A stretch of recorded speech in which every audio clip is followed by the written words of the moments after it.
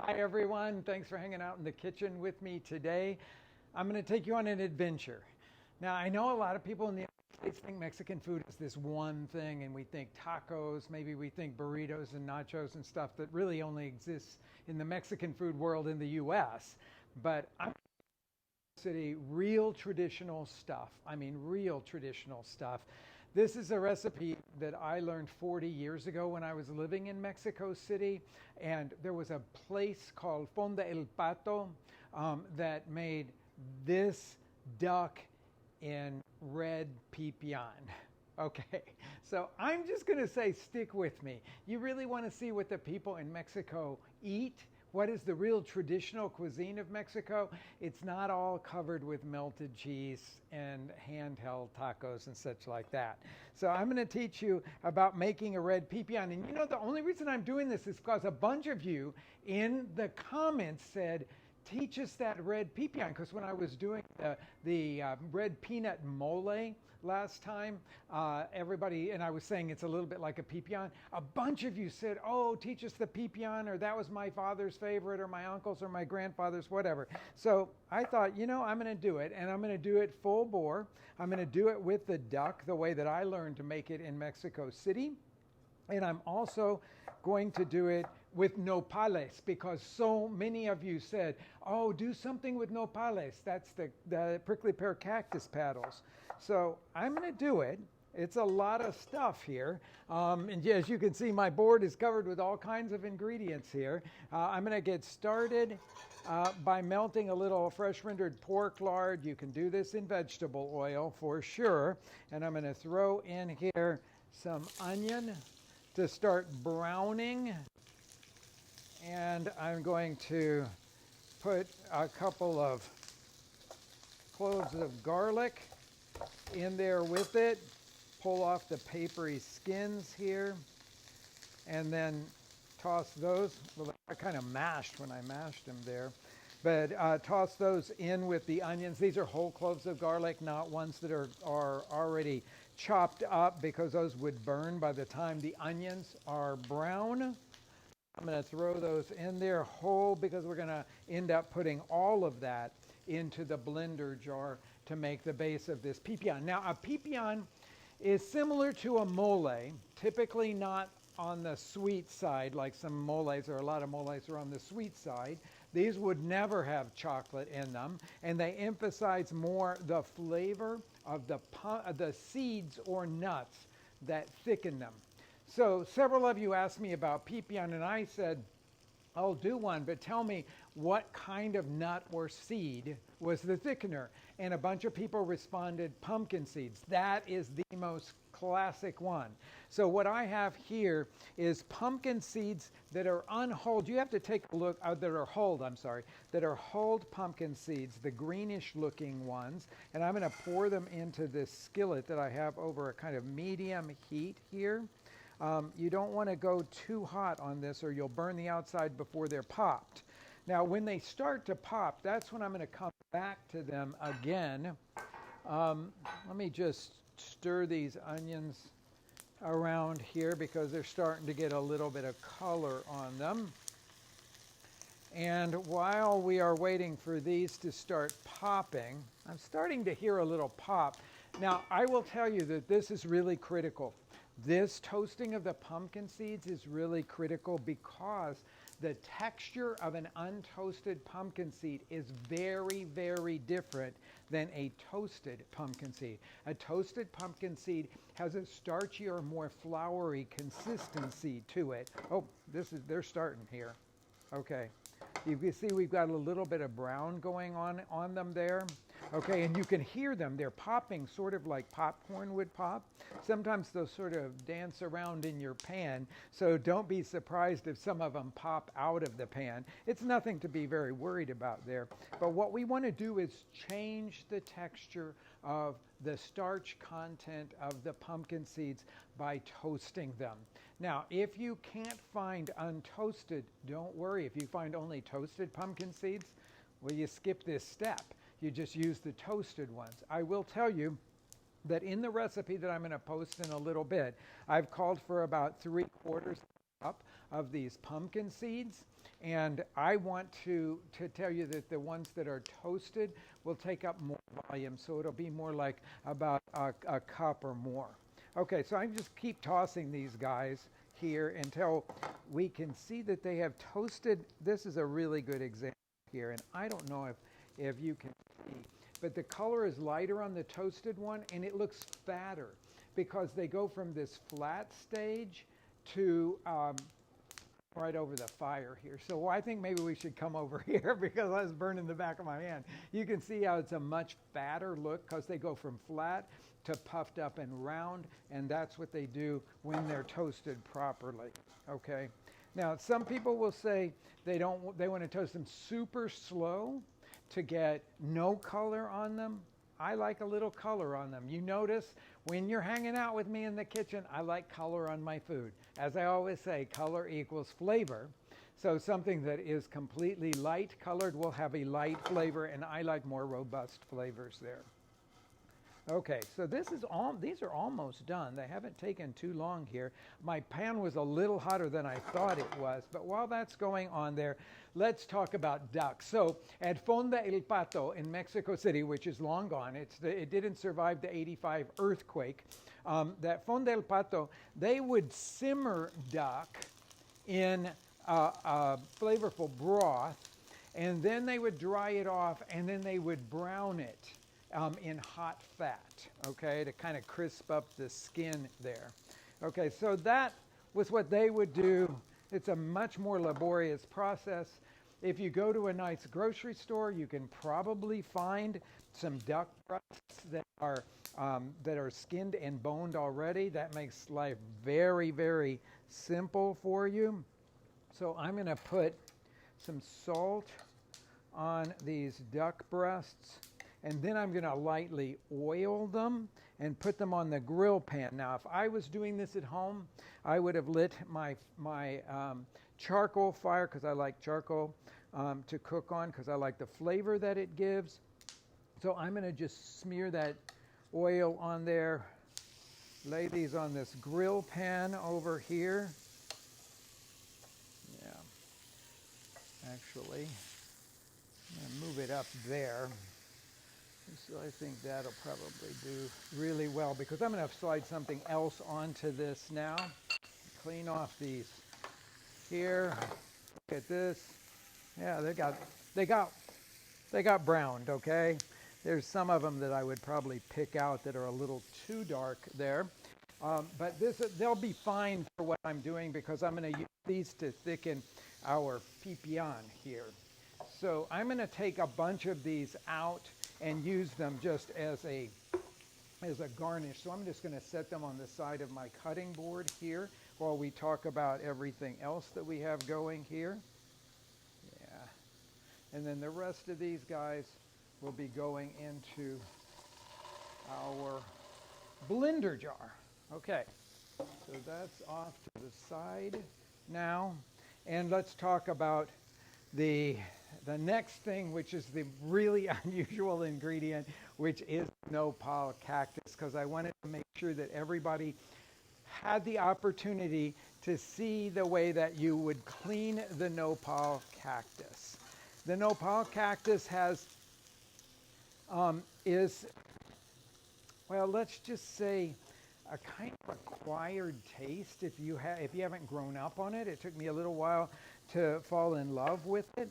But it also just seems kind of scary because it's got these little spines on it. So you cut off the base of it where it attached to the plant, and then you cut around, getting all the edges off like that, because those are really hard to get off. And then you use the back of your knife to go like that against the little spines, making sure that you've gotten off all the little nodes. Now I'm going to go, once I've done that side, and then again this side, I am going to, well, you watch the guys in the markets do this, because in Mexico they sell so many of these that you can buy them already cleaned, of course, which is what you would want to do if you were getting these. And in some of our Mexican markets here in Chicago, they also sell them cleaned. However, I wanted to show you, should you find them, that how you would deal with those. I'm going to put a little bit of oil on this guy here, a little sprinkling of salt, and then lay him on here too. Now some of you are going to go, oh, no, no, no, we never did cactus that way. We only boil cactus. And yes, you can feel free to boil the cactus. The street vendors, especially the ones that are doing the really great bistec tacos or the tacos al carbon, like in west central Mexico around Guadalajara and such, those people will always grill cactus. I mean, they don't really have setup for doing anything that's like a boiling sort of thing. So they grill the cactus, and I love it. I think it's the best way. I love the texture of it. And one of the things that I like the most is that it really cuts down on what Mexicans would call the part that's baboso. So if you know what baboso means, then you're probably laughing right now because it's sort of also the word for drool. So if you've ever eaten, let's look at these guys over here. I don't want them to get too dark here. I think those are just about right. I'm going to just take them. Give me a pause for a second here while I take these guys out of pan, because we're going to go to the red chili next. And I'm going to put them in here, leaving behind as much fat as I possibly can. Okay. Return that to the heat, and we're going to do our chili in there in just a minute. But I'm going to just turn it down because I don't want it to get too hot for that. Okay, so when you boil, if you've ever boiled okra before, you know that it will release this sort of mucilaginous stuff, this sort of, well, mucilaginous. Let's just leave it at that word, I think. But it will be sticky and sort of snotty looking, okay? So the same thing will happen when you boil nopales. Some people will say that if you put a copper coin in, it will help it. Some people will say if you add an alkali base like soda to it, it will help it. But let's just be aware that that is one of the struggles sometimes with working with nopales. Put a little bit of oil on there and some salt. And I'm going to put that guy right in there. Let's see how these guys are shaping up over here. Yeah, look at that. Isn't that beautiful? So we'll let that cook a little bit longer over there. Let's see what this is. Yeah, it's starting to work. These are just like tomatillos. They will start to lose their bright green, or what I would call lime green color, and they will start to turn to that olivey color. That's the color of the nopales. But again, when you grill it rather than boil it, you will create a little bit more sweetness to contrast with its natural acidity, the exact same things that I said about tomatillos. And then you will add this little bit of char to it, which I think is super delicious. So if you've never worked with cactus before, ever tasted it, one thing that I will tell you is that it will have a crunchy texture, and it will taste a little bit like lemony green beans, okay? So that's not something that would seem weird or off-putting. The texture will be a little bit different because it's got its own unique texture, and I think that when you cook it like this, when you grill it, it will have the best texture that you could imagine. Okay, I'm going to clean up my board now because I want to get all of the little details of the nopales off of here. And then I got to wipe this guy down. I don't know about you, but I always, when I'm in my kitchen, I always want a dry towel and a wet towel. That helps me to cook. So that's why you always see me here with two towels, one wet and one dry, because then I have one for each purpose. Now, clean off this knife because it's got some residue from the nopales on there as well. This guy is, they're getting close to done. Let's go on with our pipían now. Remember what we have in here is the toasted pumpkin seeds, and we have the onions and garlic that are richly browned. And now we're going to use this same chili that I used when I was making that mole with you, the mole de cacahuate the other day. So this is an ancho chili. You see how pliable it is. That means it's a good one. You can see the color of it. It's that deep cranberry red color. I'm tearing the stem out. The seed pod will come with it. And then I'm going to let all of those seeds go onto the cutting board here. And then I'm going to tear this into bigger pieces. And I need just a touch more fat in my pan so that I can do this next step well. Let me, whoops, get that. Okay, so I'm going to tear it into big pieces and then throw them in here into the hot fat. Turn our temperature back up to sort of a medium temperature there. And then the second one the same way.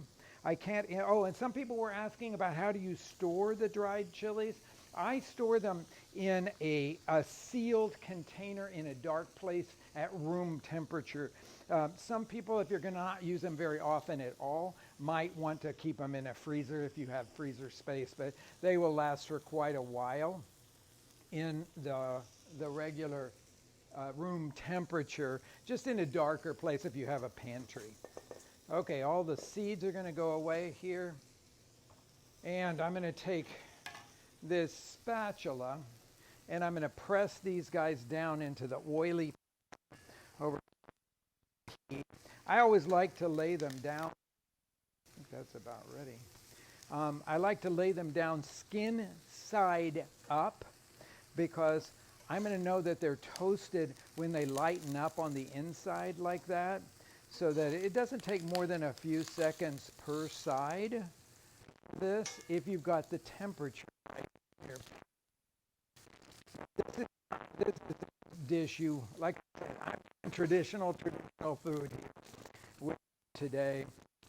So this is a dish that you want to do when you can get ancho chilies and maybe nopales, though that's just a garnish for this particular dish. Okay, the next thing after you've done your toasting of the chilies in the oily pan here is to soak these guys.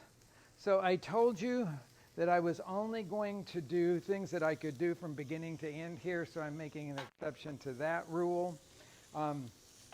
I am going to take this step off. I've already soaked the chilies for this because they take 20 or 30 minutes.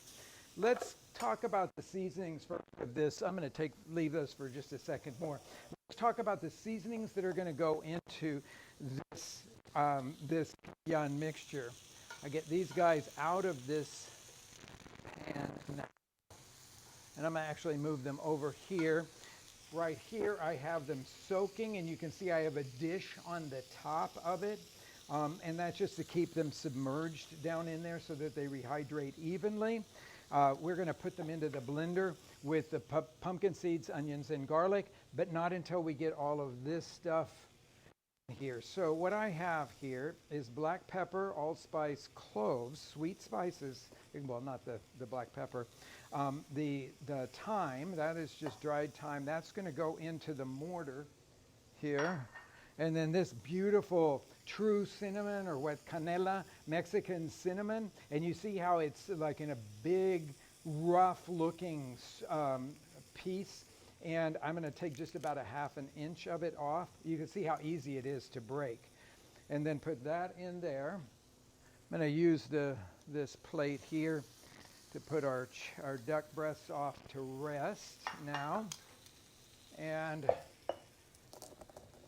I will start to crush all of this. If you have the already ground spices, of course, feel free to use them.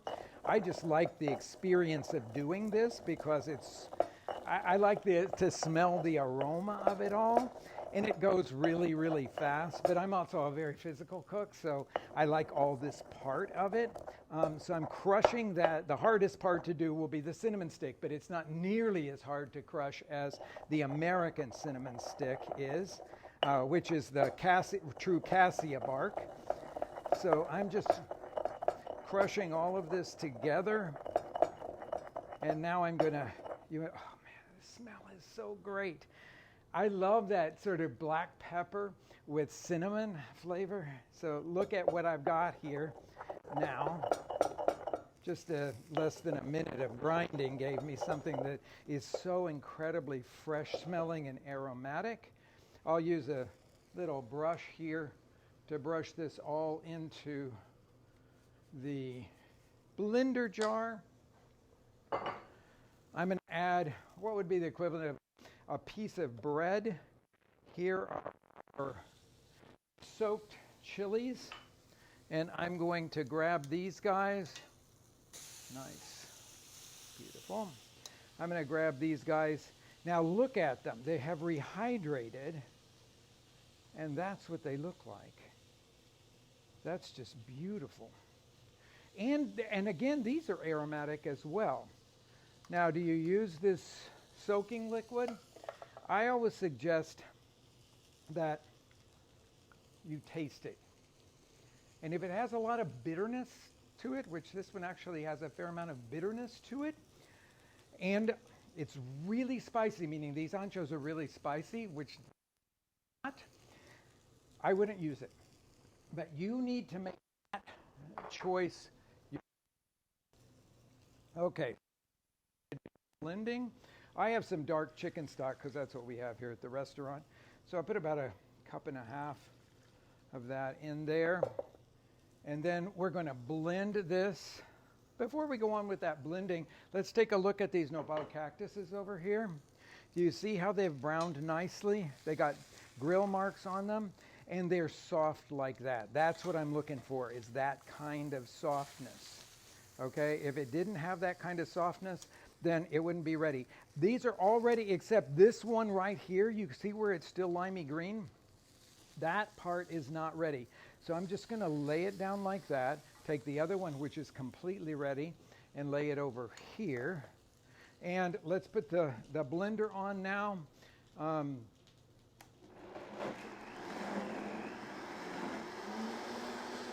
here's some blender stuff. You want this to be as thick as possible and still have everything going through the blades. That's what you're looking for here. If it's not all moving through the blades, which it's not right now, then I'm going to turn it off, and I'm going to pour in just a little bit more broth.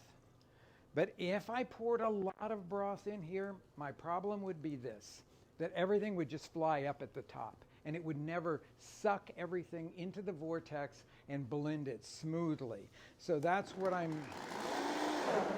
There, it caught.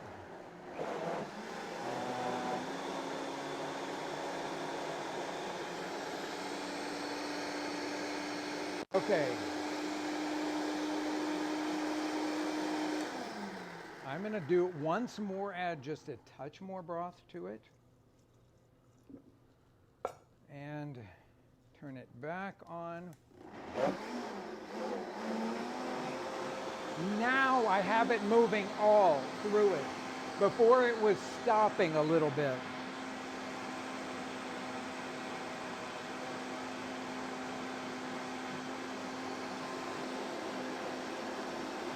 And I'm going to say we're done. If you don't have a high-speed blender like this one, then I will say you will want to push it through a medium mesh sieve. Let's come back over here. I'm going to turn up the temperature under my skillet. Typically, I would do this in a large saucepan or like a soup pot, or if I was in Mexico, in an earthenware cazuela. But I'm here doing it in this cast iron skillet because it will speed the process along, and I can show it to you more quickly. I'm going to put more of my fat in here, enough to coat the bottom of this pan liberally. And now we will take this mixture here and put it into this after checking it's hot. So I can put it all in there now. And I'm just going to stand here and stir it. So I'll stir this until it thickens up. Now this is exactly the same process that we have used over and over, this classic Mexican step of cooking down the sauce base. Now if you compare this recipe with the mole de cacahuate, of course the peanuts replace the pumpkin seeds. What's the difference? Well, of course peanuts have a very distinctive flavor. Pumpkin seeds you may not be so familiar with. They have a kind of earthy sweetness that's very different, obviously, than the peanuts are.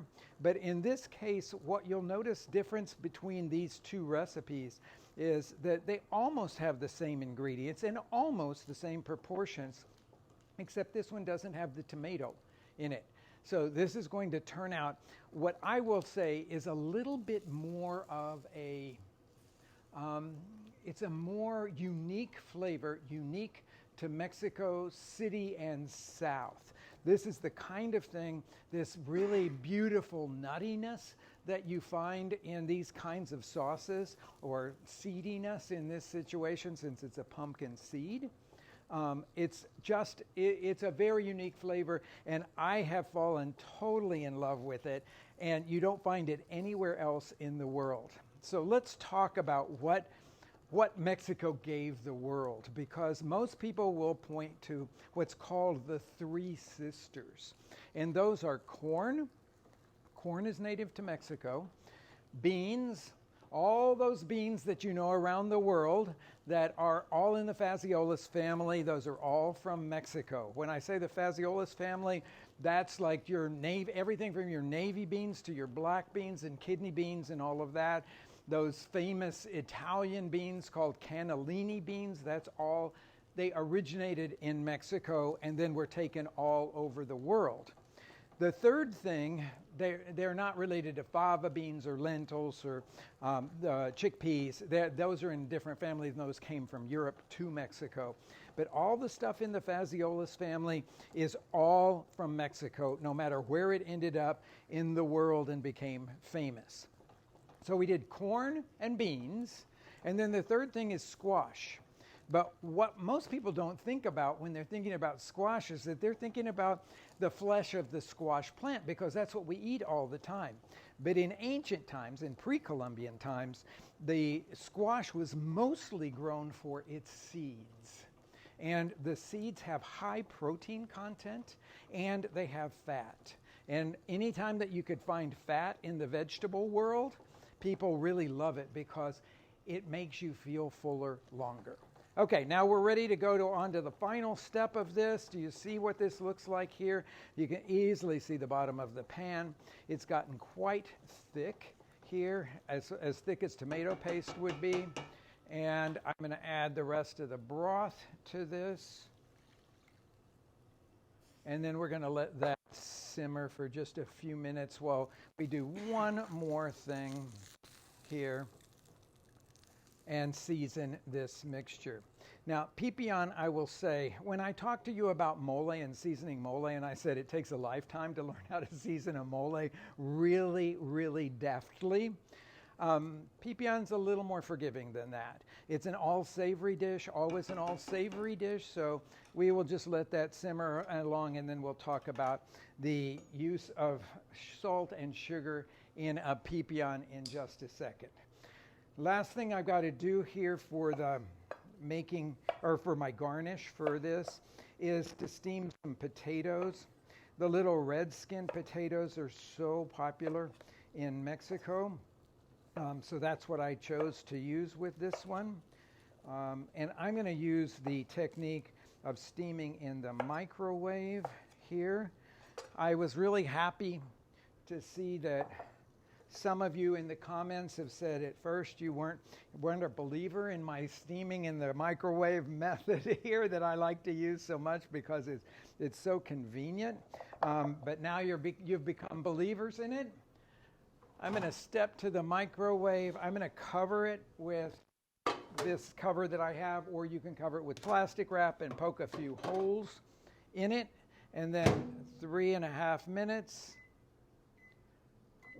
And those will be ready, and they'll be kind of out of our hair while we're looking at the rest of these things here.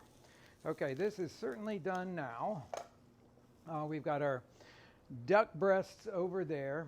Now, if you haven't worked much with duck breast, typically duck breast, when you're grilling it like that, is served medium to medium rare. If you've never had that before, it may be a unique thing for you. I will tell you, I love it that way. And now that duck breasts are available in a lot of places, I just thought it would be fun to show you this approach to doing the duck part of this very classic Mexico City dish. I didn't turn my down enough. I just want that to simmer very. Now, pipian is just sort of like mole. You kind of want to let it simmer for as long as you have. I would say half an hour is the absolute minimum to do it, so I'm rushing this along just so that I can finish all this with you. You see our pieces of Nopal Cactus here. Now, if you like steak tacos, I'm going to really, especially if you like grilled steak tacos, I'm going to tell you that grilling nopales and then cutting them up is spectacular on steak tacos. That's actually what the street vendors are typically doing, and when you find them, the grilled nopales on the street in Mexico. I'm cutting this now, and you will notice that you see little tiny strings coming, but not very many of it, and that would be that part of it that is a little bit on the mucilaginous side. I'm just going to do that. And then the same thing to this other piece over here. And then we're going to go to seasoning I will tell you that the texture of this grilled nopal is sort of like, it's so good. I think you're really going to like it. I encourage you to do grilled nopales sometime when you're doing tacos or doing some fancy dish like what I'm making with you today. Let's go over here and season. I had some salt in my broth, so I don't want to make this too salty. So I put just a little salt on it, stir it around, and then I'll give it a taste. And I'm going to say the same thing that I said when we were doing the mole de cacahuate, the peanut mole, that I'm going to add a little bit of sugar to bring the chili out. So let me give this one a taste now to see where we are seasoning-wise. It's really good. It's a very rustic dish because of those pumpkin seeds that are in there. And this will help to balance not only that flavor of the pumpkin seeds, but to bring out the natural sweetness of the chili. Okay, so stirring that around. I'm going to give it another taste to see where we are with that. Oh, that little bit of sugar, and it was probably no more than about a half a teaspoon, changed the dish completely. It changed it completely. Turning that off, I hear that our potatoes are done now. So remember, this is always really hot because you've really been steaming those potatoes. So I will pull off the cover first and then bring them out. And let's look at these duck breasts now. There's a couple different ways that you can work with the duck breast.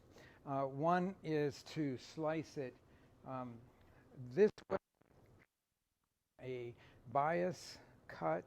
That's a very common thing that you would see in a restaurant. Because I'm going to put both of these guys over here, I'm going to cut down through this. So that's the texture and temperature that I'm looking for.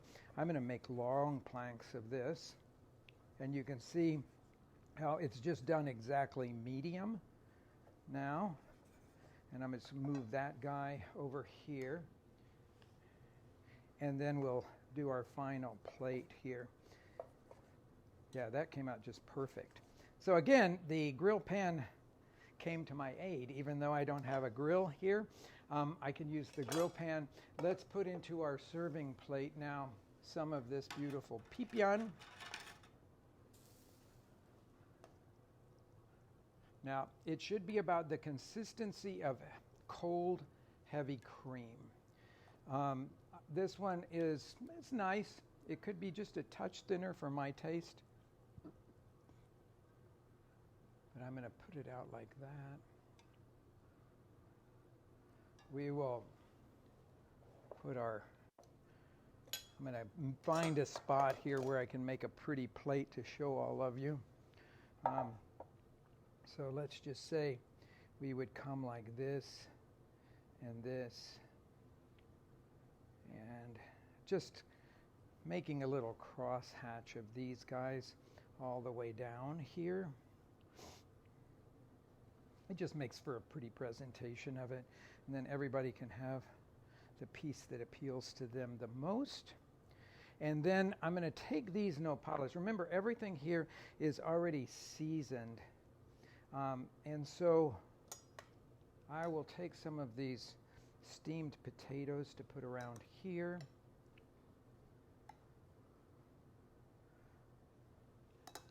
And then some of the nopales kind of over the top of this thing, like that.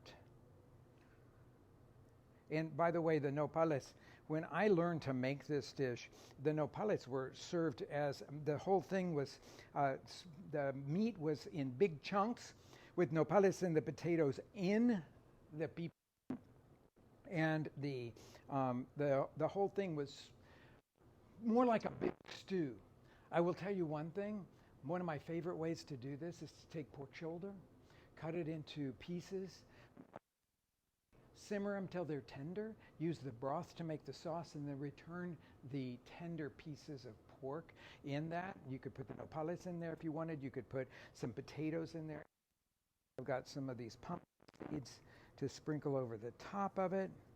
And so I have taken you on a very exotic vacation today, all the way to Mexico City, to my memories of a place called Fonda El Pato. And I've made a classic duck in pipían, a red pipían with grilled nopales and potatoes. Thank you for going on this journey with me, certainly back in time for me, and hopefully to a place that's really going to be intriguing to you. Thanks for joining me, and I'll see you again tomorrow.